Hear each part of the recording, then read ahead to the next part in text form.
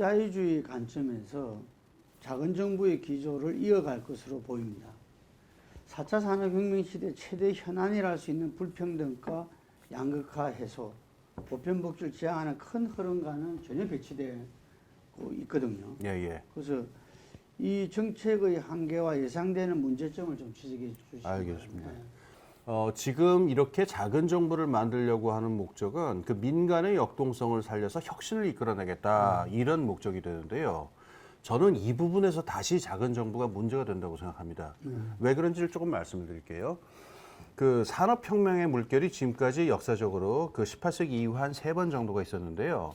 산업혁명, 1차 산업혁명, 2차 산업혁명, 지금 3차 산업혁명의 후반기라고 말할 수가 있는데 각 산업혁명마다 전반기 한 30년 정도는 민간 주도로 이루어져요. 그래서 벤처 기업들이 나타나고 금융시장이 발달하고 금융 버블이 생겨나기도 하고 이러는데요. 후반부에서의 혁신은 기업들만의 힘으로 되지 않고 정부가 끼어들고 사회 전체가 하나로 이제 힘을 합쳐가지고 사회 전체의 변화하고 맞물려야 후반부의 혁신은 벌어집니다. 1차 산업혁명의 경우에는 전반부에는 증기기관이 나왔습니다만은 후반부엔 철도가 나오죠. 철도는 기업들만이 할 수 없습니다. 자본시장을 바꿔야 되고 국가가 정책을 해야 되고요. 2차 산업혁명의 경우에는 전반기에 내연기관이 있었고 석유 산업이 있었습니다만은 후반기에는 전면적인 자동차 산업이 등장하거든요.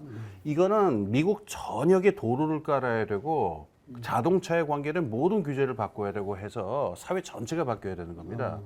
근데 지금 우리가 맡고 있는 디지털 혁명, 이른바 AI 혁명, 디지털 혁명 이런 것도 지난 한 50년 동안 굉장히 많은 혁신들이 누적이 돼 있어요. 근데 이제부터 벌어지는 어떤 그 데이터 혁명이라든가 인공지능 혁명 같은 거는 민간의 역동성만으로 되는 게 아니고 국가의 지휘를 따라서 사회 전체가 일사불란하게 서로 협동하고 함께 나가야 큰 규모의 혁신을 할 수 있는 이런 단계에 왔는데 이걸 총칭해서 우리가 사회혁신이라고 합니다. 이걸 지도하기 위해서라도 지금 국가가 훨씬 적극적인 역할을 해야 한다. 그래서 그 마수카토 같은 유명한 경제학자들은 지금 국가가 혁신가가 돼야 된다. 이런 개념을 해서 굉장히 국제적으로 유명한 어떤 그 이론을 만들고 있는데 왜 옛날 교과서에 집착을 해서 혁신은 무조건 민간에 맡겨야 된다라고 하는 고정관념에 있는지 제 말씀은 혁신 그 자체를 위해서라도 복지라든가 이건 말할 것도 없고 혁신 그 자체를 위해서라도 민간에만 맡겨둘 일이 아니고 국가가 적극적인 역할을 해야 되고 작은 정부라고 하는 관념에서 벗어날 필요가 있다 이런 말씀입니다. 윤석열 대통령이 그 후보 시절부터 늘 인용한 사람이 있잖아요. 신자유주의자. 밀턴 프리드만.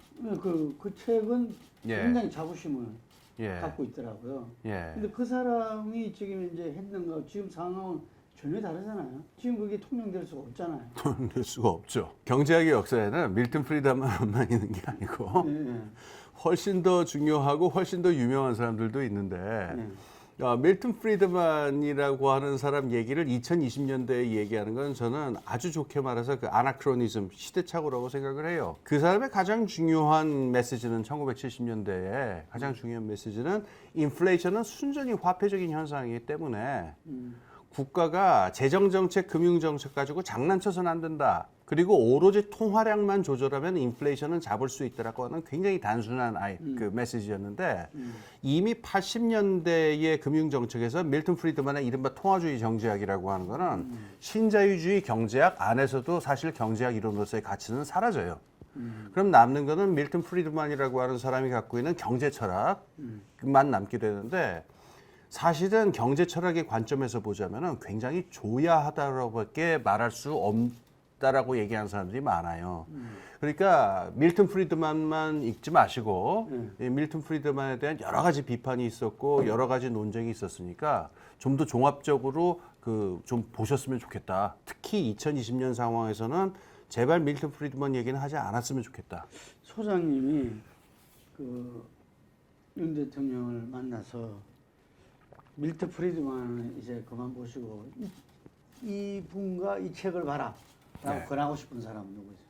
여러 사람이 있습니다만은 특히 만약에 윤석열 대통령께서 혁신, 산업의 혁신이나 이쪽에 관심이 있으시다면은 카를로타 페레즈라고 하는 그 이 남미 출신의 그 여성 경제학자가 있습니다. 지금 나이가 많으신데 이분이 기술 경제사라든가 이 산업혁신 이 부분에서는 세계적으로 가장 영향력 있는 10명 중에 들어간다고 해요. 이 우리나라에 책도 번역이 돼 있습니다. 그래서 카를로타 페레즈라고 하는 분 한번 만나보셨으면 좋겠습니다. 좀 전에도 그 지정학적인 그런 악순환을 이야기하시면서 중국이냐 그 러시아냐 우리가 결정할 지금 현재 그게 네. 단계에 와 있다 이랬는데 펠로시 하원 의장을 안 만난 거 가지고 굉장히 국민 여론도 네. 좀 질타를 하고 있고 특히 지금 보수 쪽에서는 엄청난 질타를 하고 있는데 네.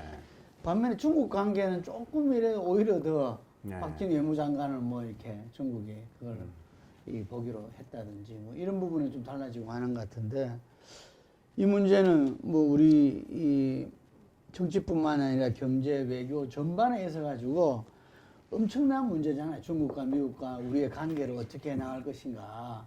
네. 그래서 이 부분에서 지금 국제 정치 상황에서 우리가 국익을 위해서 취해야 될 포지션 상당히 어려울 것 같은데 예, 예. 소장님 볼 때는 좀 어떻게 해야 된다고 보십니까? 그 어렵지만 어렵지 않을 수도 있습니다. 네. 제가 생각하기에 제일 지금 필요한 거는 냉전 시대의 외교관에서부터 벗어나는 건데요. 냉전 시대의 외교관이라 하면 그 all or nothing 또는 뭐 아니면 도다 아니면 쉽게 말하면 줄을 어디에 쓸 것이냐 거기에 다 올인해 버린다라는 거예요. 냉전 시대엔 그랬잖아요. 이게 철저한 반공 노선으로 가서 미국하고 함께 하든가 아니면은 소련하고 함께 하든가 아니면 비동맹 제3세력으로 가든가 이게 전 세계 국가들에 있는 세 가지 옵션이 이거밖에 없었었는데요. 지금 지구화, 이른바 글로벌라이제이션이라고 하는 게 한 30년 동안 벌어진 상황인데 이 국제정치학 용어에서 인터디펜던스, 이렇게 상호 의존이라고 하는 용어가 있는데 이게 굉장히 심해졌어요. 이미 그 국제정치학에서 초기 냉전 시대처럼 그 하나의 강대국이 꽉, 그 몇 개 강대국이 꽉 있어서 거기 무조건 줄 서서 되는 상황이 아니다라는 인식은 70년대 중반부터 미국 국제정치에서 나타났거든요. 이유는 뭐냐면은 세계 무역이 워낙 발달했고 세계 산업 구조가 복잡해지고 금융 구조라든가 가치 사슬이 복잡해지기 때문에 옛날에 50년대, 60년대 같은 경우에는 미국이 명령하면은 뭐 딱 이렇게 딱 두 개의 세력으로 좀 험하게 예를 들자면 두 개의 조직폭력배들이 이렇게 구역을 나누는 것처럼 이렇게 될 수 있던 게 5, 60년대 상황이었지만 이미 70년대 후반부터는 그렇지가 않다. 다국적 기업들도 있고 세계적인 무역 구조도 있고 등등 해서 이 힘이 변하고 있다. 이게 80년대에도 이미 얘기가 나타났었어요. 그럼 90년대 이후에는 어떻게 되느냐? 이게 80년대 그 국제정치학자들의 인식보다 몇 배는 더 심화됐습니다. 한 예를 들어서 에너지라든가 반도체라든가 등등등등 이거 한번 생각을 해보세요. 예를 들어서 지금 칩4 동맹을 얘기를 하면서 우리가 지금 중국의 그 메모리 반도체를 갖다가 이걸 쫄라맨다 뭐 이런 계획을 세우는 게 아니야 이렇게 얘기를 하는데 중국에서 이 메모리 반도체 수급이 원활치가 않으면요 애플 아이폰을 만들 수가 없어요. 그러니까 지금 이 전 세계 상황은 지금 미국이라든가 중국이라든가 러시아 같은 큰 강대국들이 뭔가 지금 또 어떤 균열의 조짐을 보이고 있고 모르지요. 한 10년 정도 지나면 또 하나의 블록 같은 게 나타날지 모르지만은 이렇게 찢어지는 과정이라는 게 그 영어 표현을 좀 쓰자면은 그 mess이라는 형용사가 있는데 아주 지저분할 거예요. 깔끔하게 딱 찢어지는 게 아니고 여기서 또 요거는 찢어질 거냐 말 거냐 뭐 별의별 그래서 요 반도체 부분은 어떻게 할 거냐 에너지 시장에서는 그럼 어떻게 할 거냐 국제적인 결제망은 어떻게 되며 별의별 일들이 다 있기 때문에 지금에 있어서의 외교 정책이라고 하는 건 이 상황을 잘 봐가지고 어느 한쪽에 빨리 줄을 선다고 해가지고 이게 그 답이 아니라 이렇게 복잡하고 메시한 상황에서 금융이면 금융, 에너지면 에너지 각각의 상황을 보면서 애매하게 잘 줄타기를 해가지고 최대한 이 시간 속에서 유리한 위치를 점하는 게 필요하거든요. 이걸 위해서는 우리나라 국제정치적인 어떤 정책을 정할 때 왜 그 냉전 시대부터 내려왔던 우린 무조건 이거다. 뭐 친미다, 친중이다라고 하는 이런 얘기는 더 이상 안 했으면 좋겠습니다. 적절한 질문일지 모르겠는데 펠로시 하원 의장을 윤석열이 안 만난 거 네. 적절했다고 보십니까? 그거는 저는 제가 논평할 수 없다고 생각하는데, 왜냐하면은 제 상식으로는 그런 정도의 분들이 움직이면은 다 사전에 이렇게 그 미팅을 다 잡고 의전이라든가 뭐 이런 부분들의 계획이 이게 있는데, 공식적으로 그 펠로시 그분 쪽이라든가 청와대 쪽에서 나온 얘기만 보면은 이게 어떤 사전에 교감이 있었는지 없었는지 어떻게 제가 말할 수가 없어요.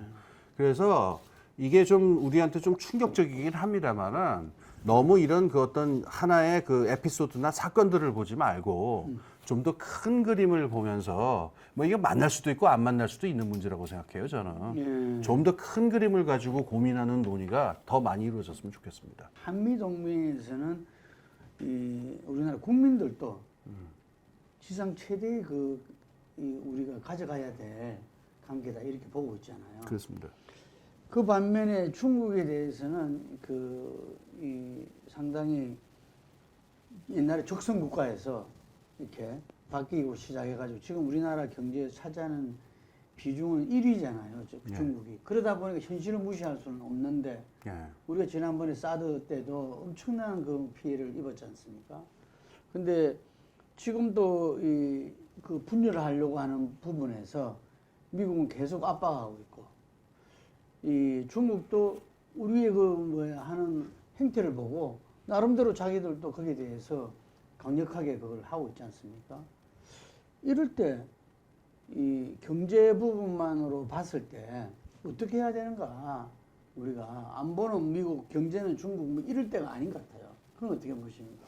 예, 우선 이 부분이 있죠. 우리한테 그 주한미군이 굉장히 중요한 이유는 저는 우선 그 생각은 좀 버렸으면 좋겠는데 일부 분들은 자꾸 이게 남북 관계만 생각을 해가지고 북한 쪽에서 하는 그 프로파간다하고 관련해서 자꾸 이렇게 주한미군은 그 시각에서만 보는 분들이 있는데 주한미군은 그 동아시아에서의 세력 균형의 그 필수 불가결의 저거고 중국하고의 어떤 그런 세력 균형이 있어야 동아시아에서 어떤 그런 좀 더 조화로운 적이 만들어질 수 있기 때문에 그 주한미군의 중요한 의미가 있다는 걸 먼저 그 좀 전제를 하고선 얘기를 해야 되는데 그렇게 본다면은 이 주한미군이 있고 지금 이 중국하고 미국의 질서라고 하는 거는 상호 조화하고 협조를 위해서 있는 거다라는 게 김대중 정부 때부터 우리의 기본적인 입장 아니겠습니까?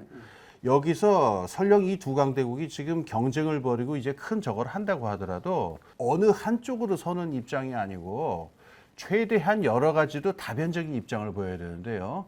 이게 그러니까는 한 가지 화끈한 답이 있을 수 없다라고 하는 걸 우리가 해야 됩니다. 이를테면 사드라든가 이런 문제에 있어가지고 필요하다면은 미국이든 중국이든 어느 한 입장을 수용할 수밖에 없는 때가 있어요.